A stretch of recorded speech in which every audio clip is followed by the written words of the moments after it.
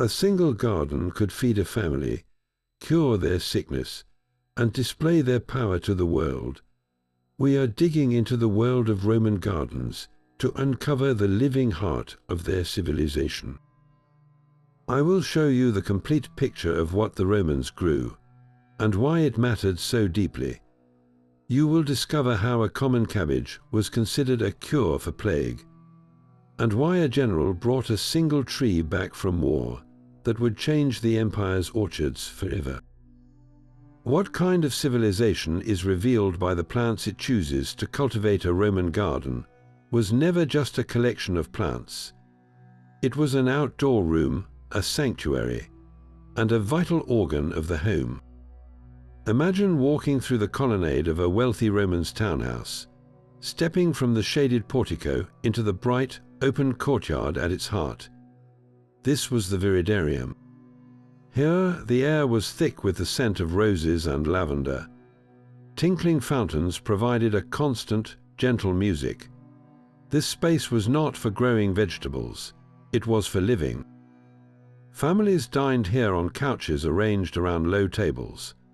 Philosophers strolled along its paths, debating the nature of the universe. Business deals were sealed in the shade of a carefully pruned bay tree. And in a quiet corner, a small altar to a household god would be surrounded by sacred plants, a reminder that the divine was always present. But this ornamental paradise was only one part of the story. For most Romans, the garden was a place of pure practicality. This was the hortus, a humble kitchen plot where every single plant earned its place. Here you would find rows of leeks and cabbages, patches of beans, and herbs like coriander, and thyme essential for both cooking and preserving food. There was no room for mere decoration. A clump of sage was not just a green plant, it was a remedy for sore throats. A poppy plant was not a flower, it was the source of sleep-inducing opium. Every leaf, every root, every seed had a defined role to play in the health and economy of the household. Beyond the private walls of home, the Roman passion for cultivation exploded into the public sphere. The city itself was landscaped with vast parks and pleasure gardens, open to all citizens. These were spaces of civic pride, filled with shaded walkways, ornamental pools, and exotic trees brought from the farthest reaches of the empire. They were a powerful statement of control, not just over people, but over nature itself. The Roman garden, in all its forms, was a perfect reflection of its owner's world. It could be a display of power and culture, a humble provider, or a public demonstration of imperial benevolence. But to understand what truly made these spaces tick, we must look closer at the specific plants they chose to share their soil with. The true engine of the Roman home was its kitchen garden. While the wealthy enjoyed their ornamental courtyards, the vast majority of Romans relied on the humble hortus for daily survival. And at its heart were the staple vegetables. Cabbage was perhaps the most revered of them all. It was not merely a food, but a veritable medicine chest. The renowned Roman statesman Cotto, the elder, wrote entire passages praising its powers, claiming it could cure everything from digestive troubles to severe wounds. A poultice of crushed cabbage leaves was a common bandage, and Romans would even eat it raw before a banquet, believing it would ward off intoxication from wine. Then came the foundational flavors, the holy trinity of the Roman pot: leeks, onions, and garlic. These pungent bulbs formed the base of nearly every savory dish, from simple broths to complex stews. They were easy to grow, stored well through the winter, and provided a burst of flavor that could make even the most basic meal of grains and pulses feel satisfying. But the Roman palate also craved luxury, and nothing signaled wealth quite like asparagus. This tender green shoot was so highly prized that Roman farmers developed a technique to force it to grow out of season. They would use hot water frames and manure beds to warm the soil. coaxing an early harvest that would command astonishing prices in the market. This was ancient greenhouse technology, all for a taste of spring in the middle of winter. And finally, providing the essential protein for rich and poor alike, were the legumes, lentils, broad beans, and chickpeas. These were the daily bread of the empire, boiled into thick soups or mashed into pastes. They were the food of the legions on the march, and the main course for common families. Yet even these humble plants had their social lines. Broad beans, for instance, were sometimes viewed with superstition, as their flowers were thought to trap the souls of the dead. From the medicinal cabbage to the forced asparagus, every plant in the kitchen garden tells a story of Roman practicality, superstition, and a relentless pursuit of taste.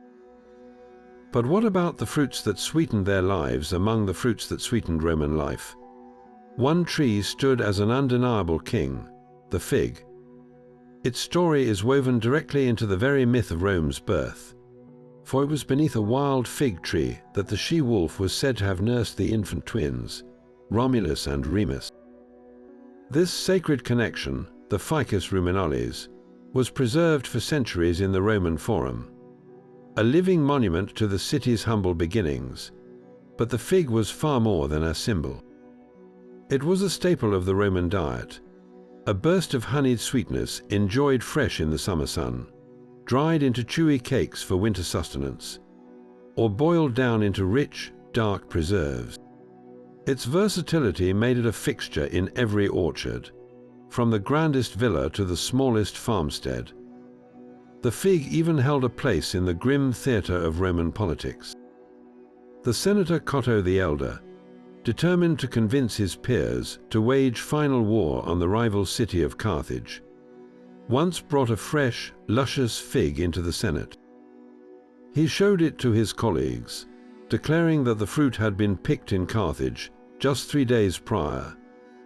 His point was terrifyingly clear. Such a prosperous and nearby enemy was an existential threat. The fig became a powerful metaphor for the city that must be crushed.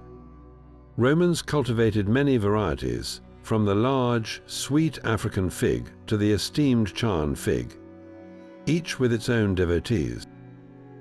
This one tree fed their bodies, anchored their origin story, and even shaped their foreign policy, proving that in ancient Rome, a single plant could bear fruit far beyond its branches.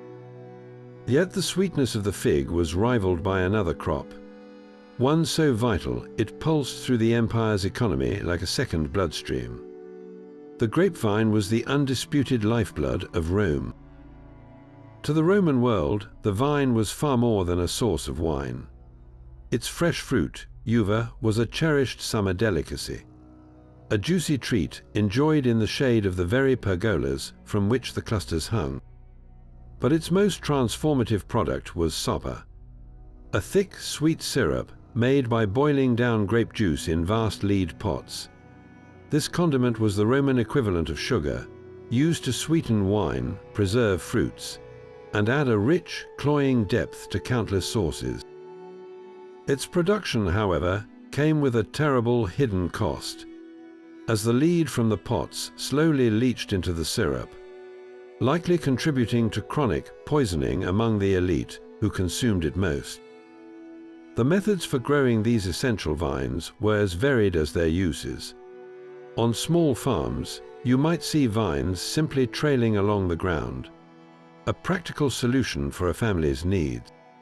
But in the gardens of the wealthy, viticulture became an art form.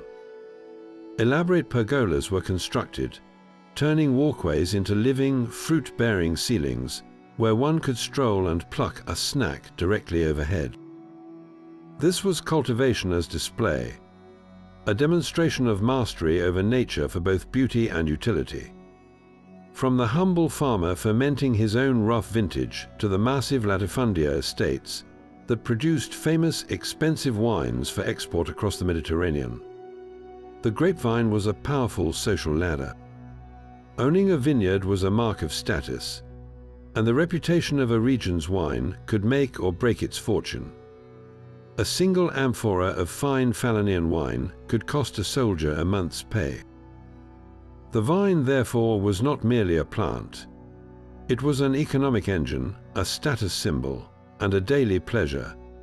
Its roots sunk deep into every layer of Roman society.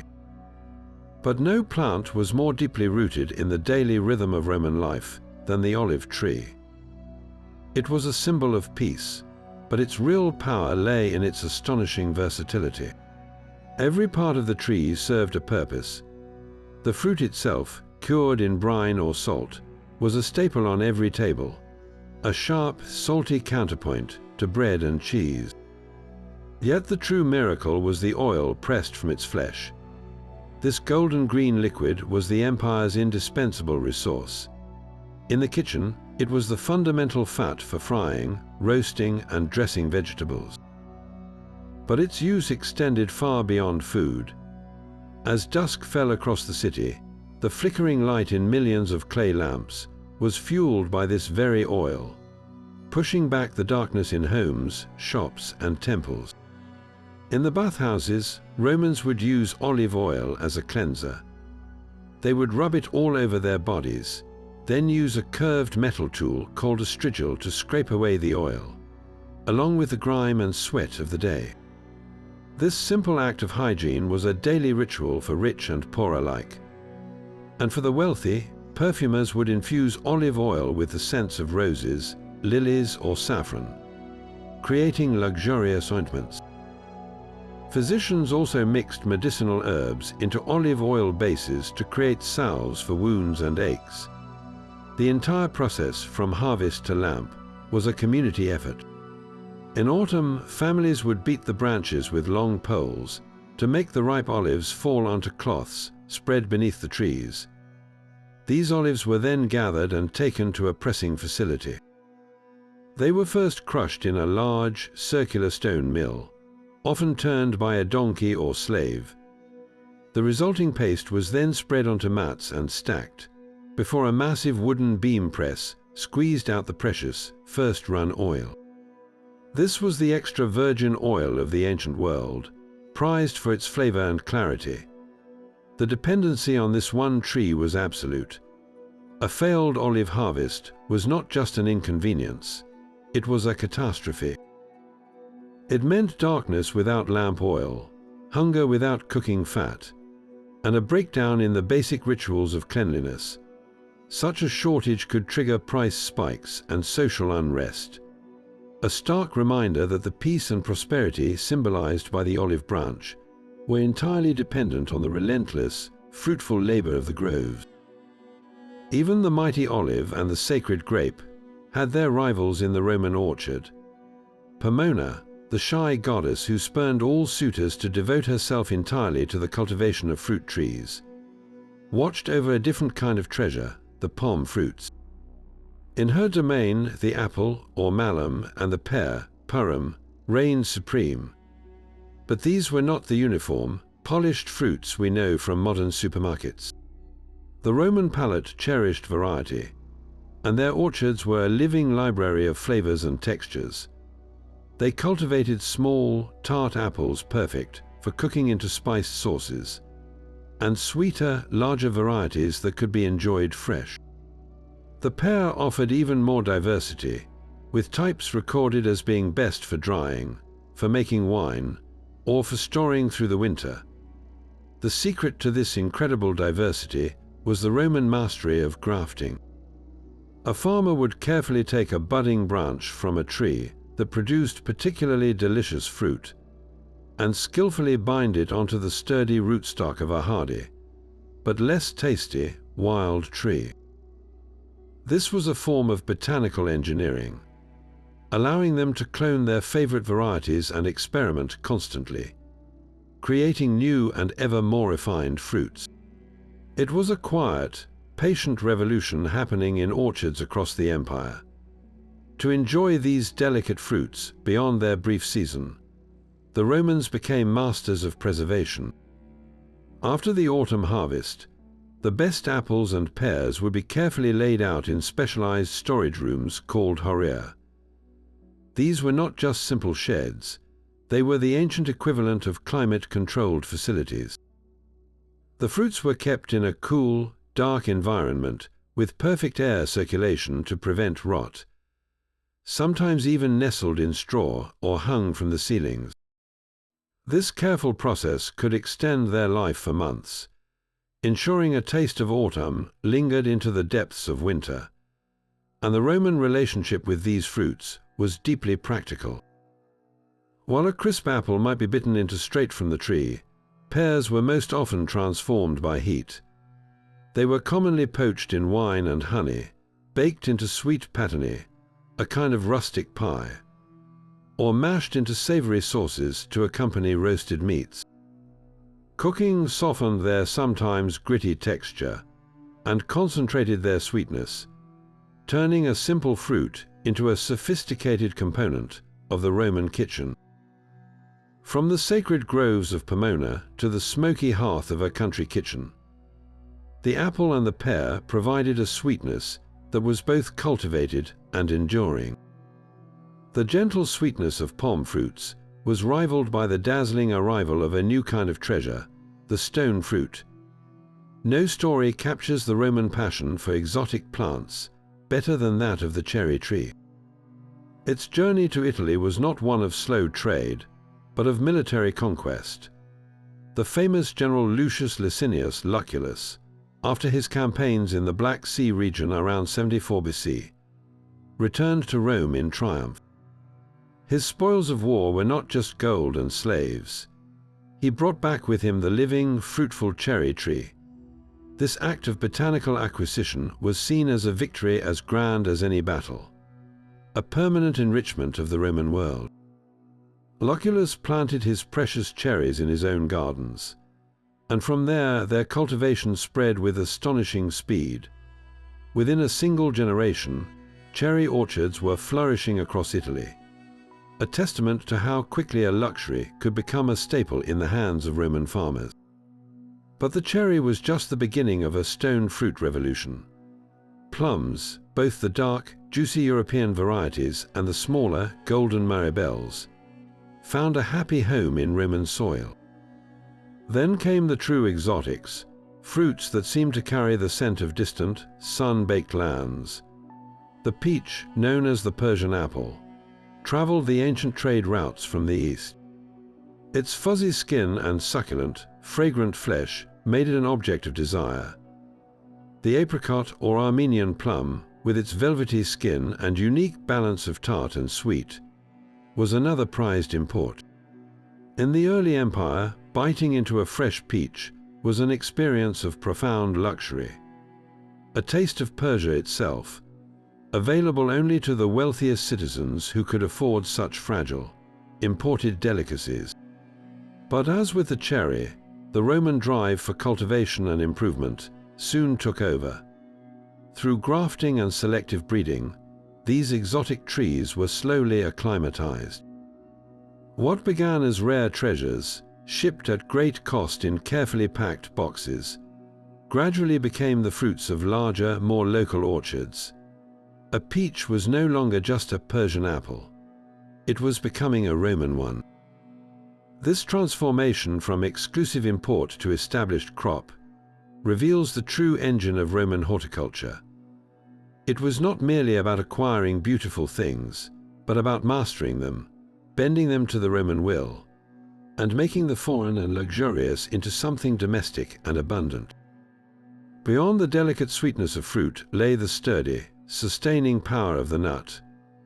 While grapes and olives provided liquid gold, trees like the walnut, almond, and chestnut offered concentrated packages of fat and protein, each with a unique role in the Roman world. The walnut was known as Juglans regia, a name meaning Jupiter's royal acorn. This was not just a snack, it was a food of celebration and symbolism. At Roman weddings, the groom would traditionally scatter walnuts among the children present, a ritual to mark his passage from boyhood into the responsibilities of a married man. In the kitchen, their rich, oily kernels were crushed into sauces to thicken them and add a deep, earthy flavor to dishes. They were a staple in the desserts of the wealthy, baked into honey cakes and sweetmeats. The almond tree presented a fascinating duality. The sweet almond was a treat enjoyed on its own, but it was the bitter almond that held a more complex power. From its kernels, the Romans pressed a potent oil. This oil was a key ingredient in expensive perfumes, but it was also a powerful medicine. Physicians used it in tiny, carefully measured doses as a pain reliever or even as a treatment for coughs, fully aware that in larger quantities, the very same substance could be deadly. This single tree, therefore, offered both a luxury for the senses and a dangerous tool for healing. Then there was the chestnut, the bread of the mountains. In the rugged, less fertile highlands where wheat struggled to grow, the chestnut tree was a lifeline. Its starchy nuts were roasted over fires for a simple, warming meal. More importantly, they were dried and ground into a coarse, tan-colored flour. This chestnut flour became the foundation of bread for entire communities who could not afford expensive grain shipments. It was a humble, resilient food that sustained populations through long winters, a testament to how Roman ingenuity adapted to the land itself. From the ceremonial walnut to the medicinal almond and the survivalist chestnut, these trees provided not just sustenance, but also ritual, remedy, and resilience, proving that the Roman garden's strength often grew from its deepest roots. While walnuts and chestnuts offered earthy sustenance, the Roman elite also craved fruits of pure extravagance. Among the rarest and most coveted was the citron, a bizarre and beautiful fruit known to them as the citrus medica. Imagine a fruit the size of a small melon, with a thick, bumpy rind that felt like rough leather, and released an intense, floral perfume when scratched. This was not the smooth, yellow lemon we know today. The pulp inside was scant and not particularly juicy, but that was never the point. Its value lay entirely in its potent fragrance and its rind. Wealthy Romans would use thin shavings of this aromatic peel to add a startling, bright flavor to their wines and dishes, a taste of the exotic that money could barely buy. For the richest of the rich, the citron was more than a flavor. It was a living medicine cabinet. Physicians prescribed its rind as a powerful remedy for seasickness and nausea. A nobleman setting out on a sea voyage would likely carry a precious citron with him, not as a snack, but as a cure for the relentless rolling of the waves. Its mere presence was a status symbol. To cultivate a citron tree in your garden, protecting it through the winter in a special sheltered structure called an orangery, was to announce that you possessed not only immense wealth, but also the knowledge to nurture the impossible. This knobbly, fragrant fruit was a direct line to the distant east, a luxury so potent it could soothe a troubled stomach and proclaim one's place in the world, all from a single gnarled branch. A laurel wreath was more than a simple crown of leaves. It was the ultimate symbol of victory, a public declaration that a mortal had achieved something divine. This honor was reserved for Rome's greatest heroes, the triumphant general returning from conquest, the champion athlete crowned at the sacred games, and the poet whose words had captured the very soul of the people. The tree that provided these sacred leaves, Laurus nobilis, was itself considered a direct gift from the god Apollo.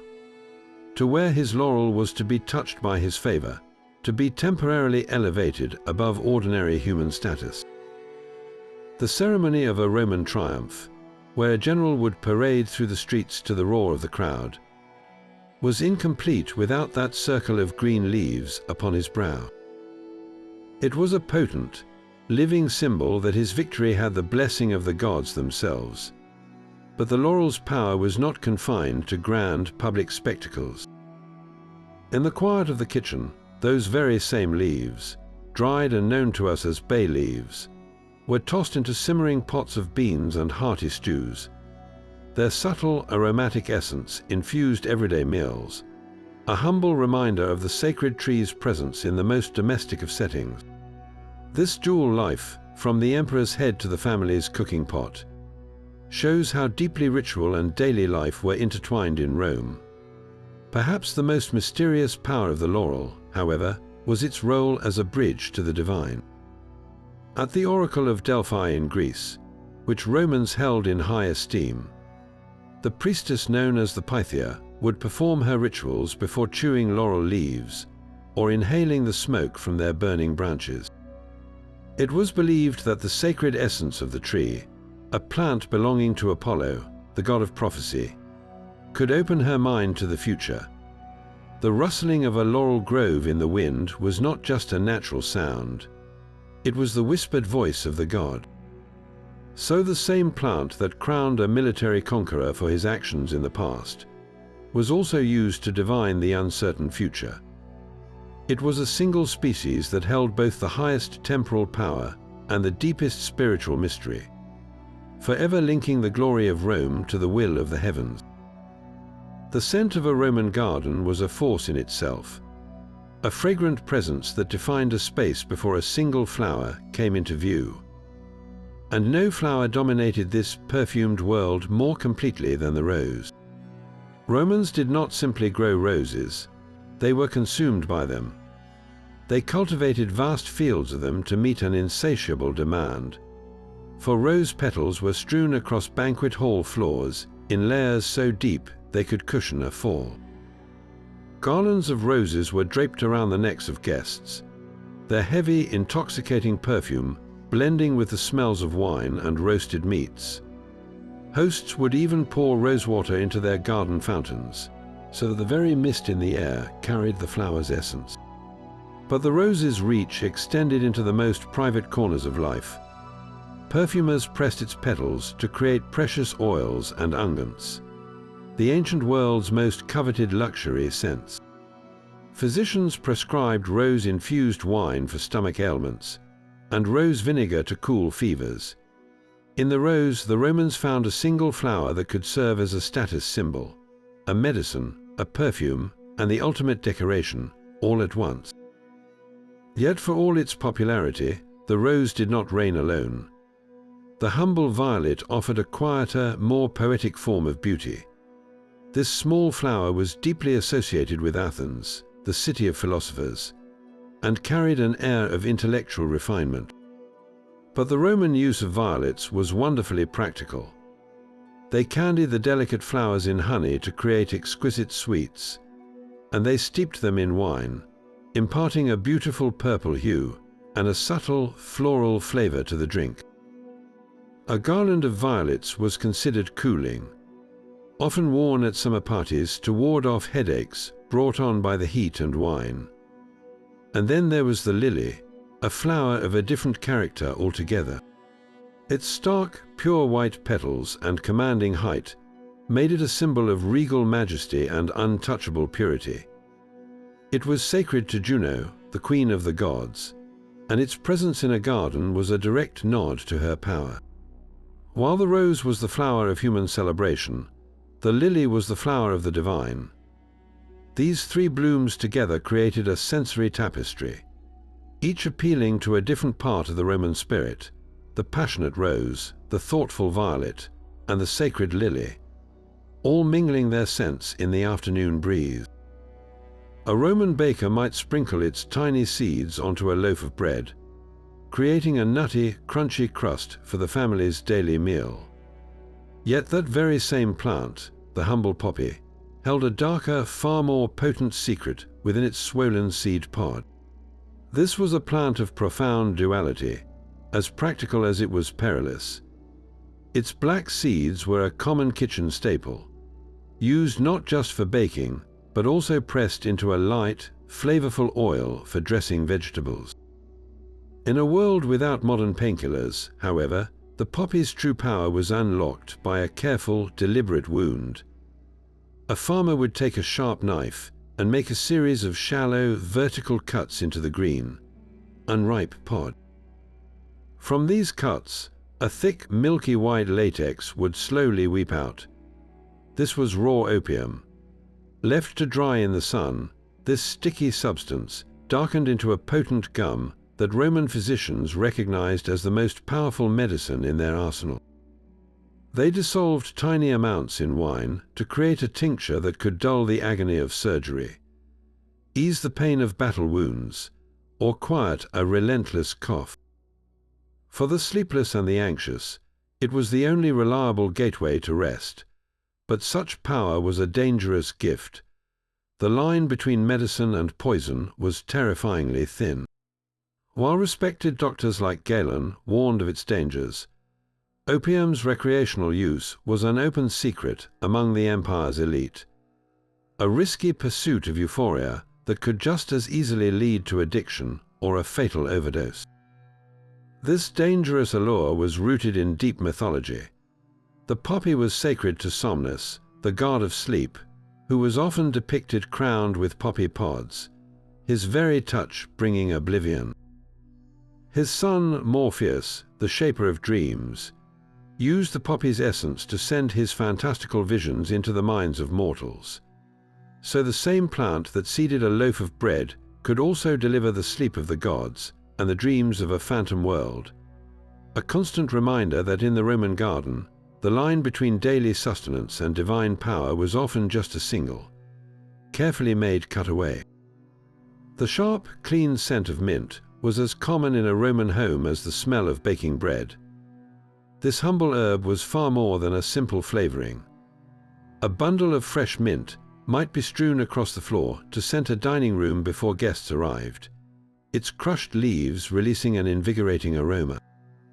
But its true value was medicinal.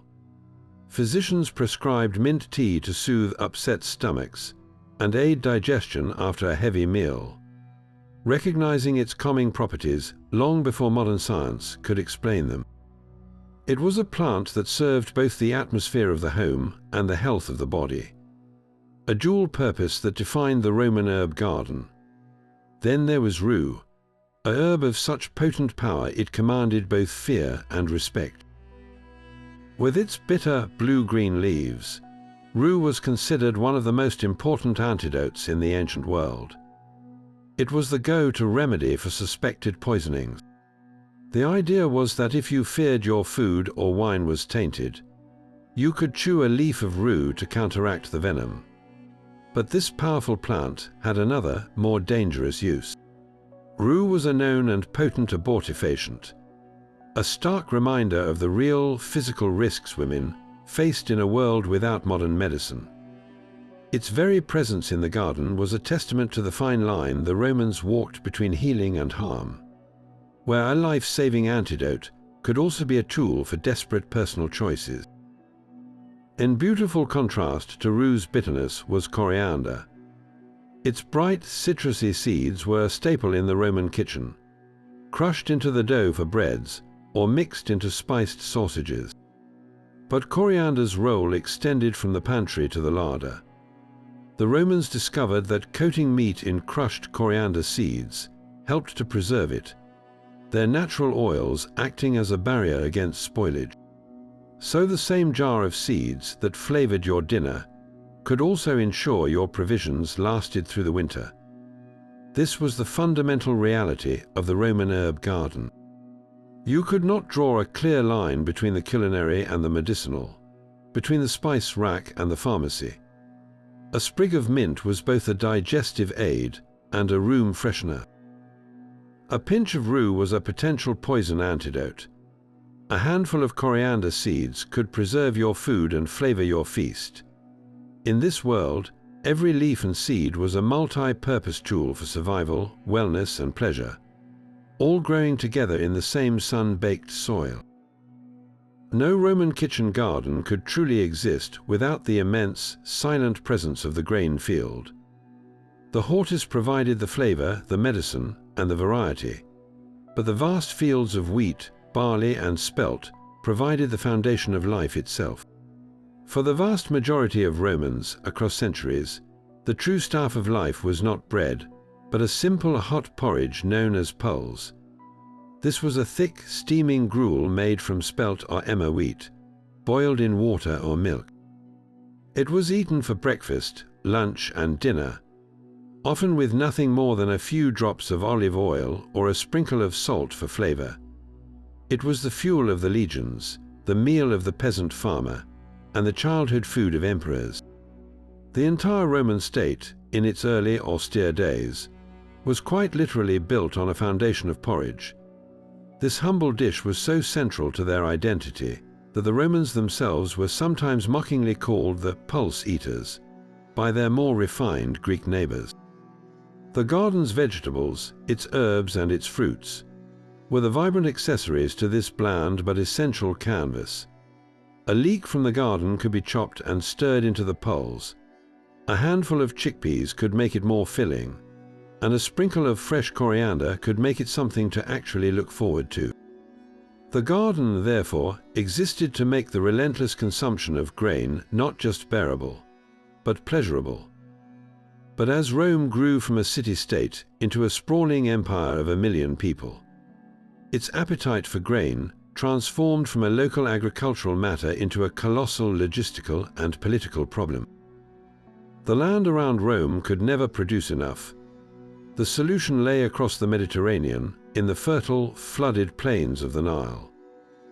Egypt became the breadbasket of the empire, its vast grain harvests loaded onto massive ships and sent on a dangerous, weeks-long journey to the port of Ustia. This annual grain fleet was the single most important convoy in the ancient world. Its safe arrival meant the city would eat. Its failure meant famine, riots, and the potential downfall of an emperor.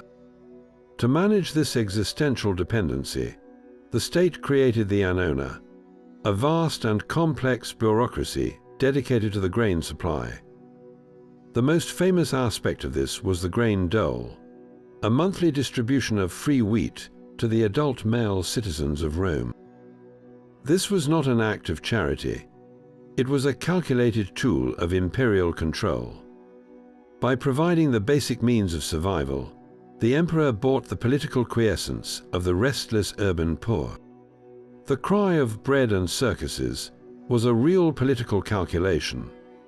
The circus games provided the entertainment, but the bread, the grain from Egypt, provided the stability. So while the garden represented private sustenance and personal taste, the sprawling grain fields, both near and far, represented the terrifying scale of public need. The emperor himself was judged not just on his military victories, but on his ability to keep the grain ships sailing and the storerooms of the Horea full. The quiet, personal world of the kitchen garden, with its cabbages and coriander, was ultimately framed by this immense, impersonal system that fed a metropolis. A system where the failure of a single harvest in a distant land could dictate the fate of an empire. A broad bean paste might seem a humble meal, but it was the fuel that built Roman roads and conquered provinces. For the common citizen and the legionary on the march, these legumes were a primary source of protein, a cheap and durable alternative to expensive meat. Soldiers carried sacks of dried beans in their packs, boiling them into a thick, hearty stew that could sustain a man through a long day's labor or a brutal battle. Back in the city, this same practicality defined the daily life of the poor. The most basic preparation was a simple paste called lomentum, made from dried and crushed broad beans, often mixed with a little oil and vinegar. It was not glamorous, but it was filling.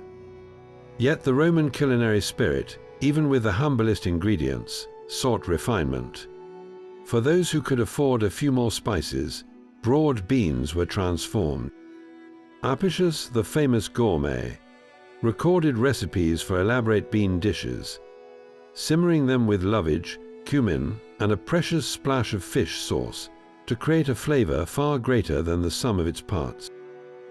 Here was a single food that could be either the stark meal of a laborer or the sophisticated fare of a modest household, a testament to Roman ingenuity. But this most practical of plants was also shrouded in a profound and eerie superstition.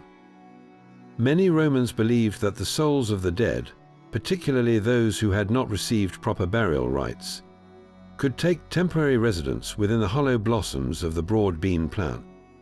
The flower was seen as a vessel, a fragile prison for a lost and restless spirit. This belief powered one of Rome's oldest and most haunting annual rituals, the Lemuria festival. On these nights, the paterfamilias, the head of the household, would rise at midnight to perform a strange ceremony to appease these hungry ghosts. He would walk barefoot through his dark home, making a special hand sign to ward off any malevolent spirits. Then he would toss a handful of black beans over his shoulder, chanting, "With these beans I redeem me and mine." It was believed the ghosts would eagerly gather up the beans, accepting them as a symbolic offering, and in doing so, release the living from their haunting presence.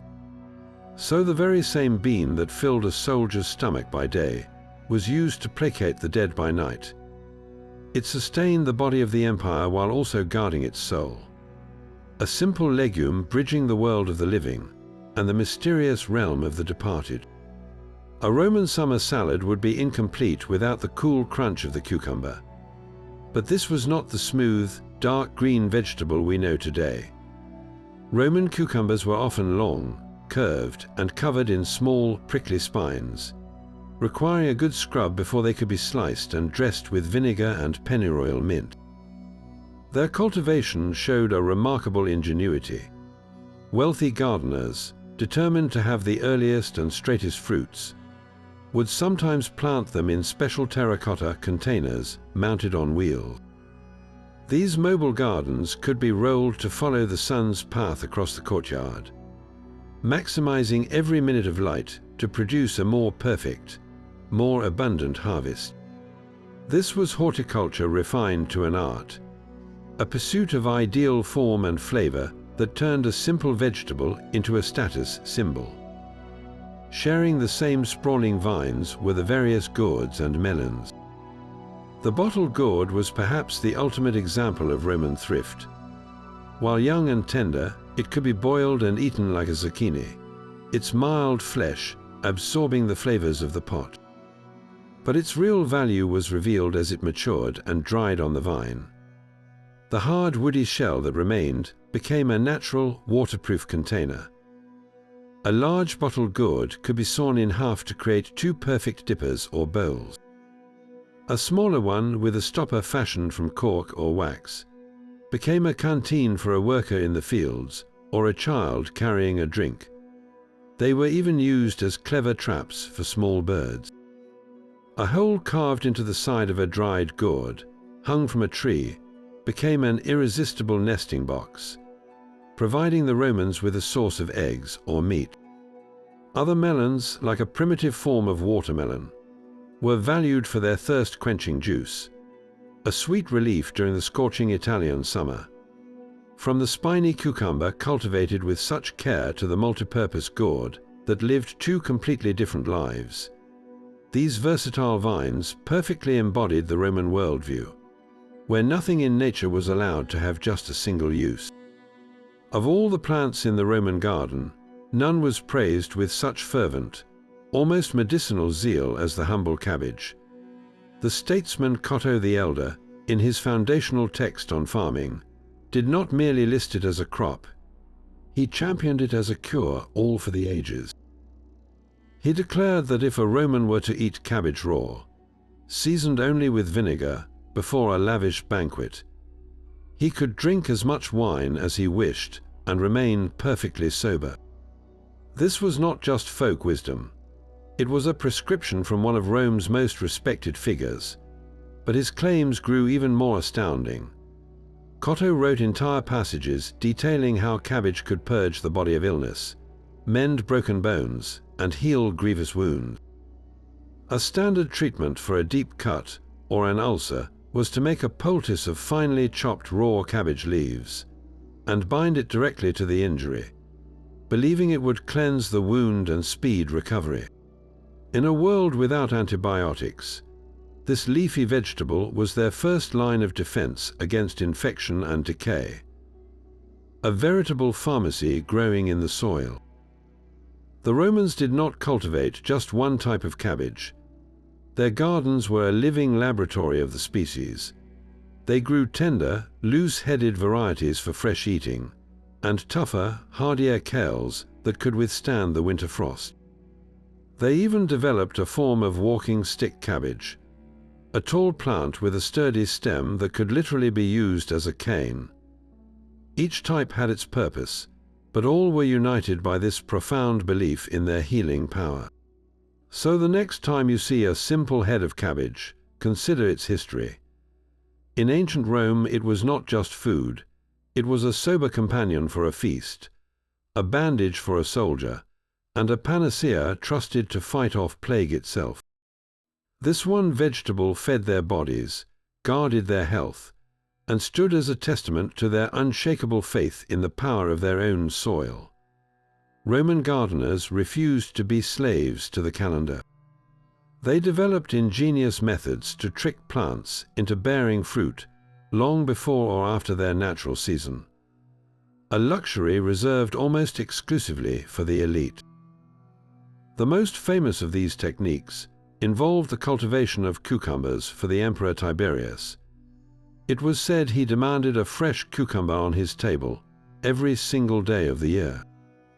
To meet this impossible order, his gardeners developed the precursor to the modern greenhouse, the specularia. These were raised beds, either covered by frames or built into sheltered recesses, fitted with thin, translucent sheets of selenite, a form of mica. This mineral, carefully quarried and split, allowed the sun's warmth to penetrate while protecting the tender plants from the chill of the Italian winter. Inside this protected environment, the cucumbers for the emperor's table could thrive when frost covered the fields outside.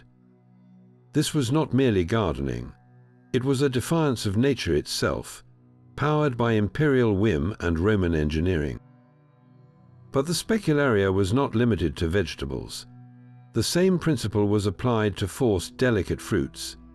Imagine a cart loaded not with goods for market, but with rich soil and a prized cherry tree. Slaves would wheel this mobile orchard to follow the sun's path across a courtyard, ensuring the tree received every possible minute of light and warmth to encourage an unnaturally early bloom. For grapevines, the technique was even more sophisticated. Vines were planted in long, trench-like beds that were angled to face the southern sun. These trenches were then enclosed with specularia, creating a long, warm corridor that coaxed the grapes into ripening weeks ahead of those in the open vineyards. The cost of such endeavors was astronomical. The mica sheets alone were a tremendous expense, and the constant labor required to move carts and manage the fragile environments meant that only the wealthiest patricians, or an emperor with a notorious craving, could afford such out-of-season marvels. This was the ultimate display of wealth, not just to possess a thing, but to possess it at a time when it was never meant to exist. This ambition for out-of-season produce was merely a prelude to a far grander obsession: the conquest of geography itself within the garden walls.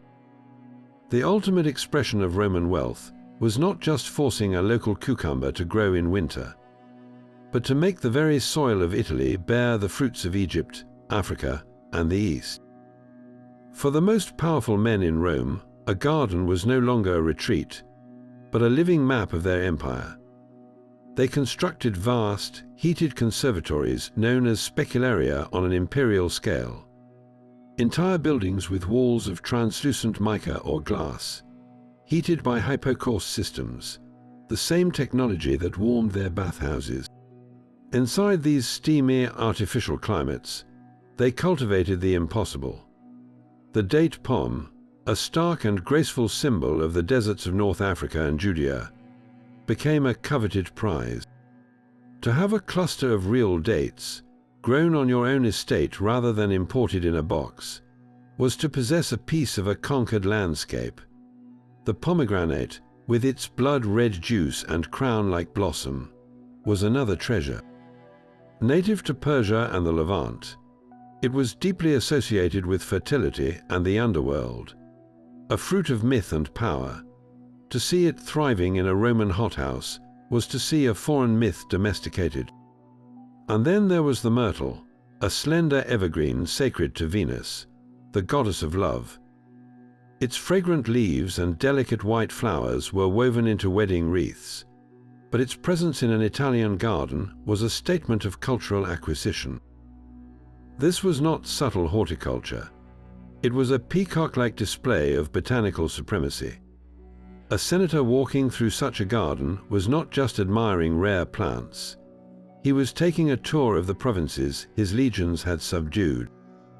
Each date palm was a silent testament to the subjugation of Mauritania. Every pomegranate a nod to the pacification of Syria. The garden became a theater of power, where the emperor or a wealthy patrician could demonstrate his reach, his resources, and his divine-like ability to bend the natural order of the entire world to his will. The cost was astronomical, a continuous drain of resources to maintain these fragile, foreign ecosystems in a hostile climate, but the message was priceless. In Rome, even the leaves on the trees could declare victory. A Roman garden was a canvas, and the plants themselves were the living paint. The art of topiary, of sculpting nature into geometric forms and fantastical creatures, was not a Renaissance invention, but a Roman obsession. The primary medium for this green sculpture was boxwood, a small-leaved, dense evergreen that could withstand constant clipping. With their shears, Roman gardeners transformed these humble shrubs into a menagerie of green animals, from hunting dogs to mythical beasts. They shaped them into miniature replicas of Roman warships, complete with banks of oars carved from leaves, and even trimmed them into elaborate letters spelling out the name of the garden's owner. This was more than decoration. It was a statement of absolute control, a demonstration that even the wild, growing world could be disciplined into art that reflected Roman order and identity. For less formal, lower hedges and borders, they turned to the myrtle. This plant carried a fragrance far more potent than its delicate white flowers would suggest. Myrtle was sacred to Venus, the goddess of love and beauty, and its presence was a direct invocation of her power. A garden path lined with myrtle was not merely a walkway. It was a passage into a space dedicated to romance and aesthetic perfection. It was common to plant myrtle in courtyards and gardens designed for relaxation and pleasure, where its scent would mingle with the sound of fountains, creating an atmosphere of sensual delight.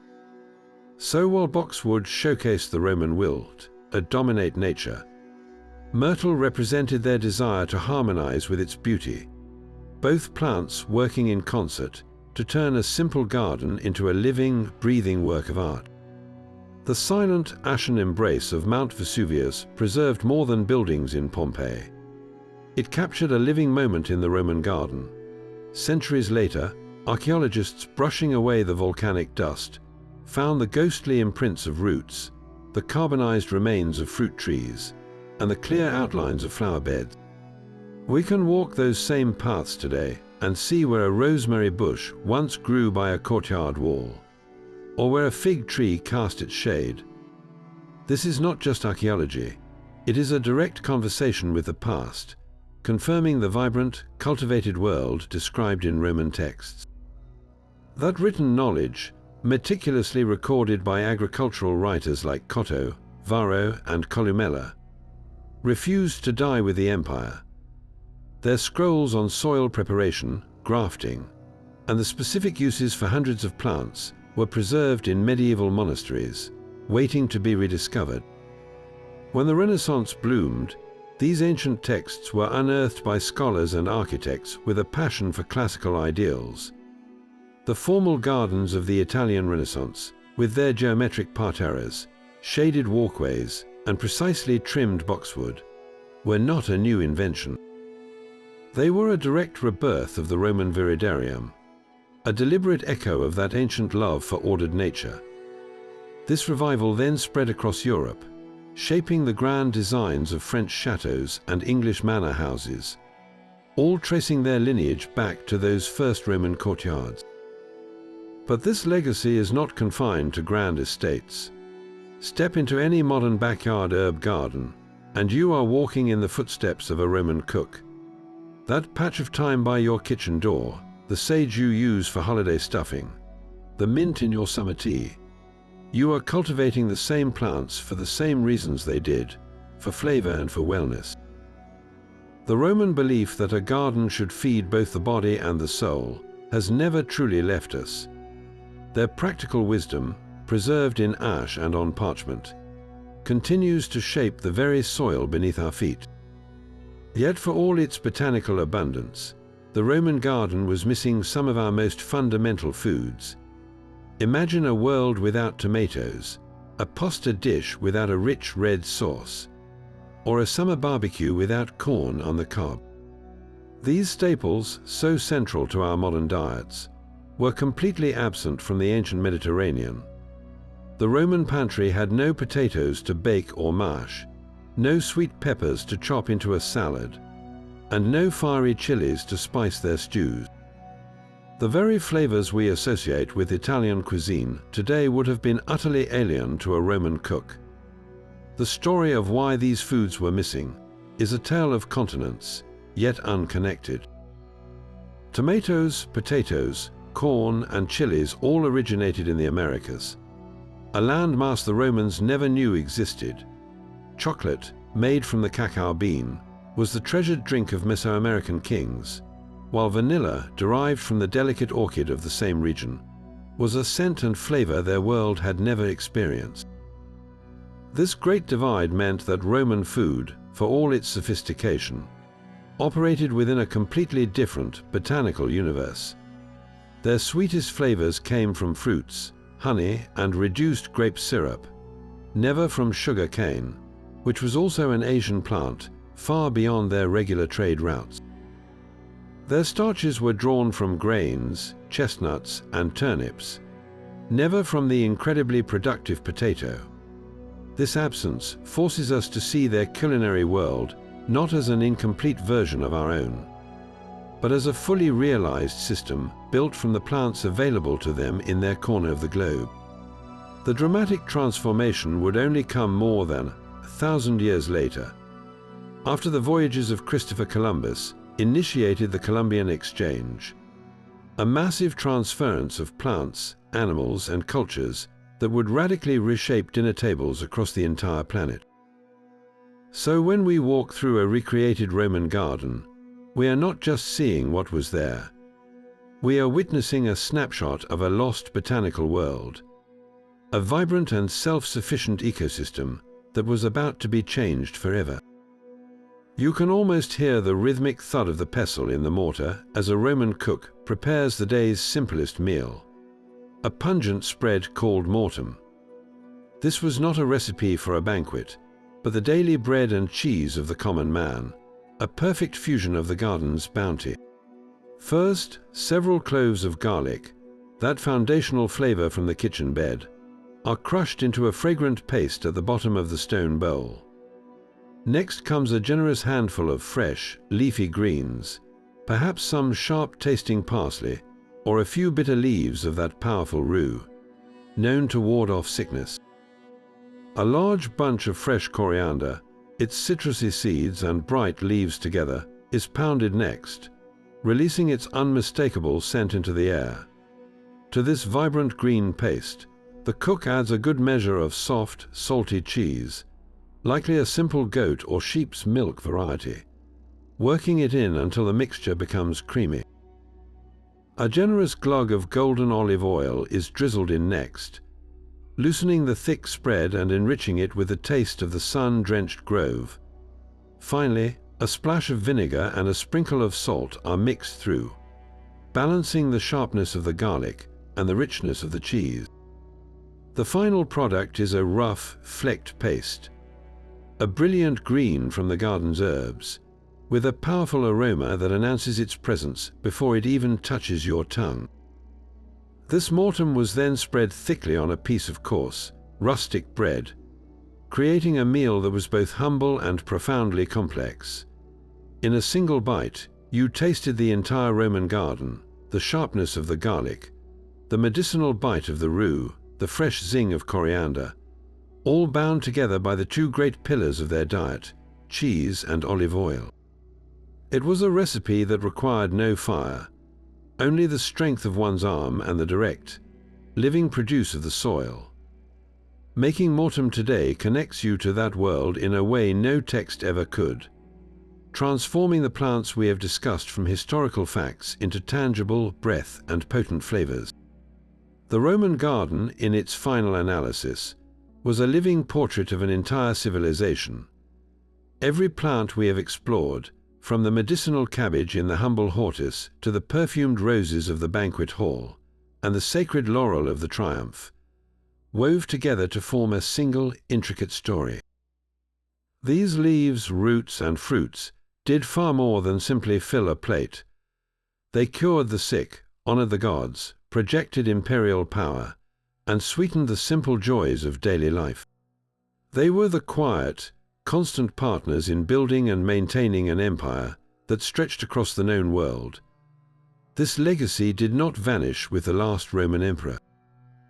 It quietly took root in medieval monastery gardens, blossomed again in the Renaissance, and now lives on in the very herbs you might grow on your own windowsill. That sprig of thyme or rosemary on your stem is a direct descendant of a Roman cook's most trusted flavors. So the next time you walk through a garden, or even the produce aisle of a local market, look at the plants with new eyes. See the cabbage not just as a vegetable, but as an ancient remedy. See the bay leaf as a symbol of divine victory. See the fig as a fruit that once shaped foreign policy. These common plants carry an extraordinary history in their veins. We have walked this path together, but the story is never truly finished. If you could step back in time, what would you choose to cultivate in your own Roman garden? Would it be the practical beans that fed the legions, the fragrant roses that defined luxury, or the mysterious citron that soothed a nobleman's seasickness? Share your choice in the comments below. And if you have enjoyed this journey into the living heart of ancient Rome, subscribe for more explorations into the mysteries of our shared past.